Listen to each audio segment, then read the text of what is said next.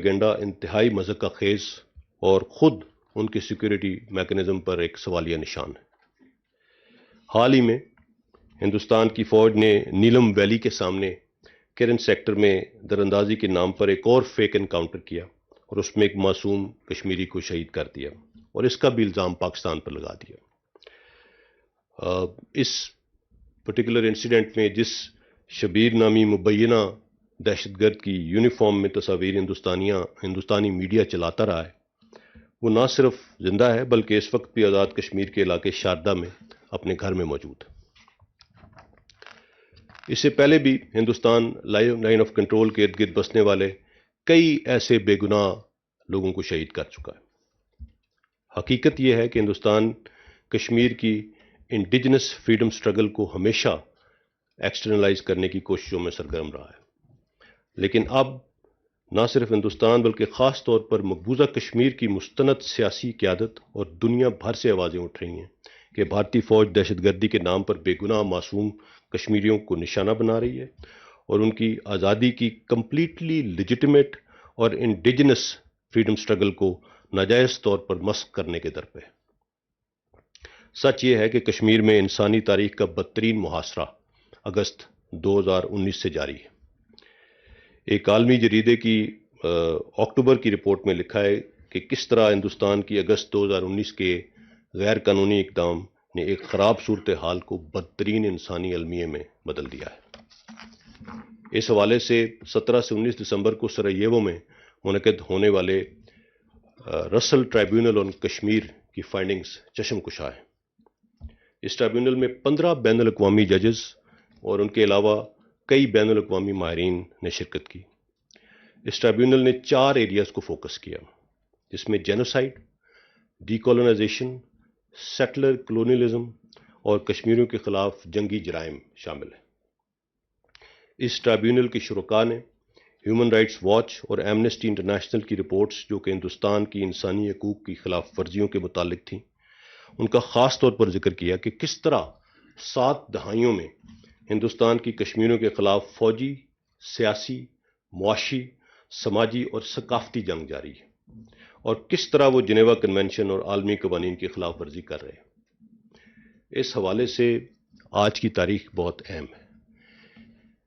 On 5th of January 1949, the people of Kashmir were promised the right to self-determination by the United Nations. That promise remains unfulfilled. 5 جنوری کے موقع پر کشمیری عوام کو اپنے حق خود ارادیت جس کا وعدہ انٹرنیشنل کمیونٹی نے ان سے کیا تھا، اس کے لیے لازوال جد و جہد اور ان کی بے مثال قربانیوں اور بہادری کو ہم سلام پیش کرتے ہیں۔ Coming over to the western borders. Western border پر 2021 سال کے دوران سیکورٹی صورتحال چیلنجنگ رہی۔ ویسٹرن بارڈر مینجمنٹ خصوصاً پاکستان افغانستان انٹرنیشنل بارڈر کے لوکل، آپریشنل اور اسٹریٹجک ڈائنمکس ہیں اور انہیں متعلقہ سطح پر گائے بگائے ایڈریس کیا جاتا ہے۔ سن 2021 میں شمالی وزیرستان میں ایک اہم آپریشن دواتوئی کیا گیا۔ اس کے نتیجے میں پاکستان افغانستان بارڈر پر مکمل ریاستی ریٹ بحال ہوئی۔ یہ ایک ایسا علاقہ تھا جہاں مشکل ترین موسمی حالات اور ان ایکسیسیبل ایریاز دہشت گردوں کو بارڈر کی دونوں جانب نقل و حرکت کی سہولت میسر کرتے تھے۔ مشکل ٹرین اور شدید موسمی حالات کے باعث اس علاقے میں فینسنگ کا کام بھی شروع نہیں ہو سکا تھا، اور جو اب اس آپریشن کو مکمل کرنے کے بعد وہ فینسنگ کام بھی مکمل ہو گیا۔ اگست 2021 میں افغانستان سے غیر ملکی افواج کا اچانک انخلا اور اس سے پیدا ہونے والی صورتحال، اس کے براہ راست اثرات پاکستان کی سیکیورٹی پر پڑے۔ ہم مکمل طور پر فوکسڈ ہیں اور ویسٹرن بارڈر مینجمنٹ رجیم کے تحت جو کام جاری ہیں وہ معینہ مدت میں انشاءاللہ پایہ تکمیل کو پہنچیں گے۔ بارڈر مینجمنٹ کے تحت پاک افغان بین الاقوامی سرحد پہ باڑ لگانے کا کام تقریباً 94% مکمل ہو چکا ہے اور پاک ایران بارڈر پر 71% سے زائد باڑ لگانے کا کام مکمل کیا جا چکا ہے۔ پاک افغان بین الاقوامی سرحد پر لگائی گئی یہ فینس، یہ دونوں اطراف بسنے والے لوگوں کو سیکیورٹی، آمد و رفت اور تجارت، اس کو ریگولیٹ کرنے کے لیے اس وقت کی اشد ضرورت ہے۔ اس کا مقصد لوگوں کو تقسیم کرنا نہیں بلکہ انہیں محفوظ بنانا ہے۔ بارڈر ایریاز کے لوگ بارڈر ٹرمینلز اور ڈیزگنیٹڈ کراسنگ پوائنٹ سے طے شدہ طریقہ کار کے مطابق روزانہ آ جا رہے ہیں۔ اس طریقہ کار کو وقت کے ساتھ مزید مؤثر بنایا جائے گا۔ اس باڑ کے لگانے میں ہمارے شہداء کا خون شامل ہے۔ یہ امن کی باڑ ہے، یہ مکمل ہوگی اور انشاءاللہ قائم رہے گی۔ افواہوں، غلط فہمیوں اور سپوائلرز کا سدباب کرتے ہوئے اکا دکا لوکلائز واقعات اور مسائل کو بردباری اور مکمل احتیاط سے حل کرنا ہے تاکہ بنیادی مقصد یعنی امن کا حصول وہ ممکن بنایا جا سکے۔ اس حوالے سے پاکستان افغانستان حکومتی سطح پر دونوں طرف مکمل ہم آہنگی پائی جاتی ہے۔ پاک افغان سرحد پر پاکستان کی 1200 سے زائد بارڈر پوسٹ ہیں، جبکہ سرحد کے دوسری جانب ابھی تک صرف 377 پوسٹ قائم ہیں۔ اس کا مطلب یہ ہے کہ ایک سے دوسری پوسٹ کے درمیان کم و بیش 7 سے 8 کلومیٹر کا فاصلہ ہے۔ اس کے نتیجے میں دوسری جانب سے کسی بھی غیر قانونی موومنٹ اور تخریبی کارروائی کو چیک کرنا ایک چیلنج رہتا ہے۔ 2021 میں پاک افغان بارڈر پر 164 اور پاک ایران بارڈر پر 31 بارڈر فورٹس اور 60 واچ ٹاورز کی تعمیر ہوئی، جبکہ مجموعی طور پر اب تک 673 فورٹس اور بارڈر پوسٹ اور بارڈر ٹرمینلز بنائے جا چکے ہیں۔ پاکستان نے بارڈر سیکیورٹی کو مستحکم کرنے کے لیے ایف سی بلوچستان اور ایف سی خیبر پختونخوا کے لیے 67 نئے ونگز قائم کیے، جبکہ 6 ونگز کا قیام ابھی ان پروسیس ہے۔ تورخم، خرلاچی، غلام خان، انگور اڈا، بادینی، چمن بارڈر ٹرمینلز کے ذریعے تمام کارگو اور پیدل نقل و حرکت کو انشور کیا جا رہا ہے، جس کے نتیجے میں سمگلنگ اور نارکو ٹریفک پر قابو پانے میں خاطر خواہ کامیابی ملی ہے۔ افغانستان کی موجودہ صورتحال ایک سنگین انسانی المیہ کو جنم دے سکتی ہے، جس کا براہ راست اثر پاکستان اور خطے کی سلامتی اور سیکیورٹی پر ہوگا۔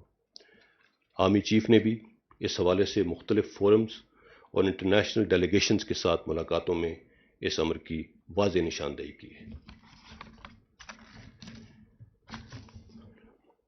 آپریشن رد الفساد کا ایک سال کا اگر احاطہ کریں تو یہ آپریشن دیگر آپریشنز کے مقابلے میں میں پہلے بھی کہہ چکا ہوں بہت مختلف ہے۔ یہ نہ تو ایریا اسپیسیفک ہے اور نہ ہی ملٹری اسپیسیفک ہے۔ پاکستان کی سیکورٹی فورسز نے دہشت گردوں کے خلاف کامیاب آپریشن کر کے ان کے تمام آرگنائز انفراسٹرکچر کو تباہ کیا اور کئی دہشت گرد تنظیموں کا صفایا کیا۔ آپریشن رد الفساد کے تحت صرف 2021 کے دوران چھوٹے بڑے 60,000 سے زائد انٹیلیجنس بیسڈ آپریشنز کیے گئے۔ اس حوالے سے پاکستان کی civil, military intelligence agencies, law enforcement agencies اور سیکورٹی فورسز نے شاندار اقدامات کیے اور دہشت گردوں کے نیٹ ورکس کو پکڑنے اور انہیں ختم کرنے میں اہم کردار ادا کیا۔ انٹیلیجنس ایجنسیز نے 2021 میں 890 تھریٹ الرٹس جاری کی، جس کی بنا پر دہشت گردی کے تقریباً 70% ممکنہ واقعات کو روکنے میں کامیابی ہوئی۔ جو واقعات ہوئے ان میں بھی ملوث ٹیررسٹس، پلانرز اور فیسیلیٹیٹرز کو بے نقاب اور گرفتار کیا گیا۔ اس کے ساتھ ساتھ بلوچستان میں اور خیبر پختونخوا میں پولیو مہم پر اثر انداز ہونے کے لیے پولیو سیکورٹی ٹیمز کو نشانہ بنایا جا رہا تھا۔ تاہم چیلنجز کے باوجود پولیو مہم کامیابی سے جاری ہے۔ اسی حوالے سے پولیو ورکرز اور ان کے ساتھ تعینات سیکورٹی ٹیمز کی کاوشیں قابل تحسین ہیں، جنہوں نے اپنی جان کی پرواہ نہ کرتے ہوئے پولیو فری پاکستان کے لیے اس عمل کو جاری رکھا۔ ایک ڈیڈیکیٹڈ ایفرٹ کے ذریعے قبائلی علاقوں میں 95 ڈی مائننگ ٹیمز کو امپلائی کیا گیا، جس کے ذریعے تقریباً 70,000 سے زیادہ مائنز اور ان ایکسپلوڈڈ آرڈننس کو ریکور کیا گیا اور بہت سی قیمتی جانوں کو بچایا گیا۔ ڈی مائننگ کے دوران، اس ایفرٹ کے دوران سیکورٹی فورسز کے بہت سے اہلکار زخمی اور شہید بھی ہوئے۔ کراچی، جس کا شمار آبادی کے لحاظ سے دنیا کے بڑے شہروں میں ہوتا ہے اور پاکستان کی معیشت میں اس شہر کو ریڑھ کی ہڈی کی حیثیت حاصل ہے، 2014 میں کراچی ورلڈ کرائم انڈیکس میں دنیا میں 6 نمبر پہ تھا۔ آج 2021 میں امپروو ہو کر 129ویں نمبر پہ آ چکا ہے۔ یہ ڈیولپ ورلڈ کے بہت بڑے بڑے کیپٹل سے بھی بہتر امن و امان کی صورتحال ہے۔ کراچی میں دہشت گردی، ٹارگٹ کلنگ، بھتہ خوری اور اغوا برائے تاوان کے واقعات میں نمایاں کمی واقع ہوئی ہے۔ 2021 میں 248 آفیسرز اور جوانوں نے مختلف آپریشنز میں دفاع وطن کی خاطر اپنی جانوں کا نذرانہ پیش کیا۔ ہم شہدائے پاکستان اور ان کے لواحقین کو خراج تحسین پیش کرتے ہیں، جن کی قربانیوں سے یہ امن قائم ہوا ہے۔ ان آپریشنز کے دوران 1,34,000 سے زائد غیر قانونی اسلحہ اور 9 ملین سے زائد ایمونیشن ملک بھر سے ریکور کیا گیا۔ لا انفورسمنٹ ایجنسیز کی کیپیسٹی انہینسمنٹ پر خصوصی توجہ دی گئی۔ اس حوالے سے لیویز اور خاصہ دار کے تقریباً 18,000 جوانوں کو 3 مراحل میں تربیت مہیا کی گئی، جبکہ مزید تقریباً 4,000 افراد کو چوتھے مرحلے کے تحت اس وقت تربیت دی جا رہی ہے۔ یہ اہلکار تربیت حاصل کرنے کے بعد نیولی مرج ڈسٹرکٹس میں خیبر پختونخوا میں اپنے فرائض سر انجام دے رہے ہیں۔ نیشنل ایکشن پلان کے تحت 78 سے زائد دہشت گرد تنظیموں اور سرگردہ دہشت گردوں کے خلاف بھرپور ایکشن کیا گیا۔ نیشنل ایکشن پلان اور پیغام پاکستان پر مکمل عمل درآمد کر کے انتہا پسندی پر قابو پایا جا سکتا ہے۔ خاص کر وہ نکات جو فرقہ واریت، لسانیت اور نفرت انگیز مواد کے متعلق ہیں، ان اقدامات پر عمل درآمد سے ہی معاشرے میں ہم آہنگی اور رواداری قائم کی جا سکتی ہے۔ ہیٹ سپیچ اور شدت پسند مواد پر پابندی لگانے کے ساتھ ساتھ دہشت گردوں کے بیانیے اور اس کی تشہیر کو بھی مؤثر طریقے سے ناکام بنایا جا رہا ہے۔ اس حوالے سے علماء اکرام، میڈیا اور عوام نے اپنا بھرپور کردار ادا کیا ہے، جو کہ قابل ستائش ہے۔ پاکستان میں کسی بھی مسلح فرد یا گروہ کو قانون ہاتھ میں لینے کی اجازت نہیں دی جا سکتی۔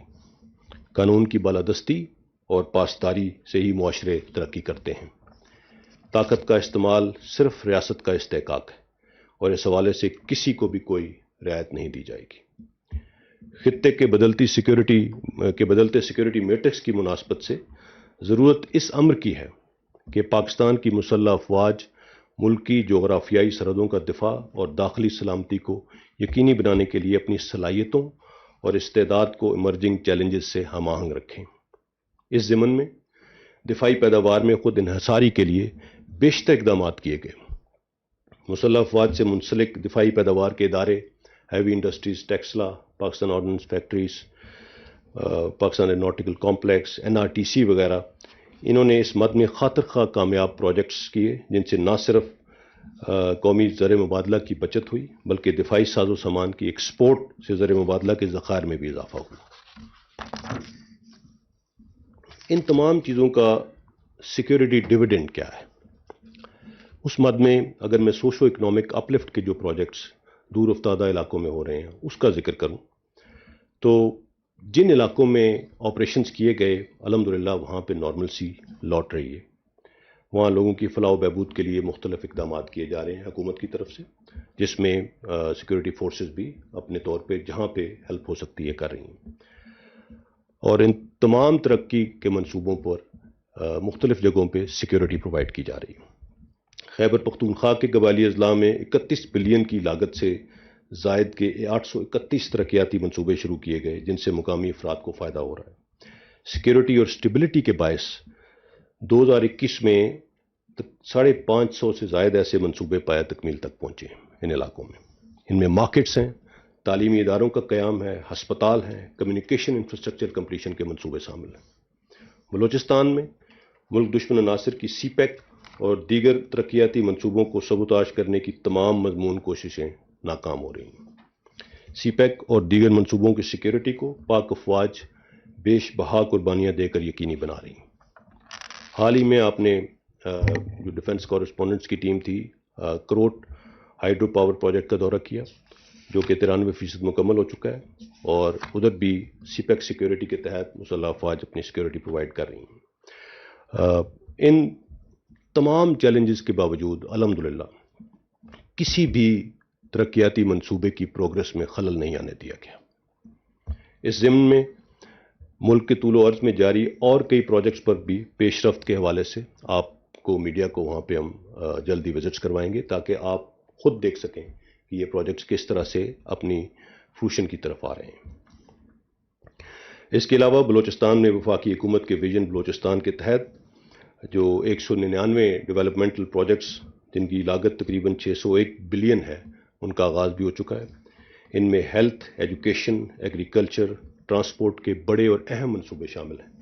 ان تمام منصوبوں کو مکمل سیکیورٹی مہیا کی جا رہی ہے تاکہ یہ بر وقت مکمل ہوں اور بلوچستان کے عوام ان سے مستفید ہو سکیں۔ کووڈ-19 کے لحاظ سے اگر بات کریں تو افواج پاکستان کووڈ کے خلاف جاری کاوشوں میں بھرپور سرگرم۔ اس حوالے سے مینڈیٹری ویکسینیشن کا عمل جاری ہے، جو کہ اس وبا کے خلاف ایک مؤثر ہتھیار ہے۔ عوام اور خاص کر میڈیا نے کووڈ آگہی اور کووڈ پروٹوکولز کی امپلیمنٹیشن میں زبردست کردار ادا کیا۔ تازہ ترین رپورٹس کے مطابق نئے ویریئنٹ کے آنے کے بعد کیسز میں ایک مرتبہ پھر اضافہ ہو رہا ہے۔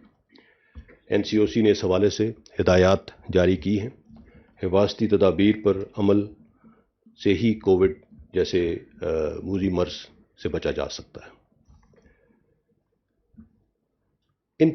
جو میں نے ابھی بات کی رد الفساد کی اور ایسٹرن اور ویسٹرن بارڈرز پہ ڈپلائمنٹ اور جس طرح سے سیکورٹی فورسز اپنی ذمہ داریاں نبھا رہی ہیں، ان تمام چیزوں کے ساتھ ساتھ ان تمام چیلنجز کے باوجود مسلح افواج نے مختلف انٹرنیشنل ملٹری ایکسرسائزز میں حصہ لیا، جس میں امریکہ، روس، سعودی عرب، چائنا، ترکی، مصر، آذربائیجان اور اردن کی افواج کے ساتھ مشقیں شامل ہیں۔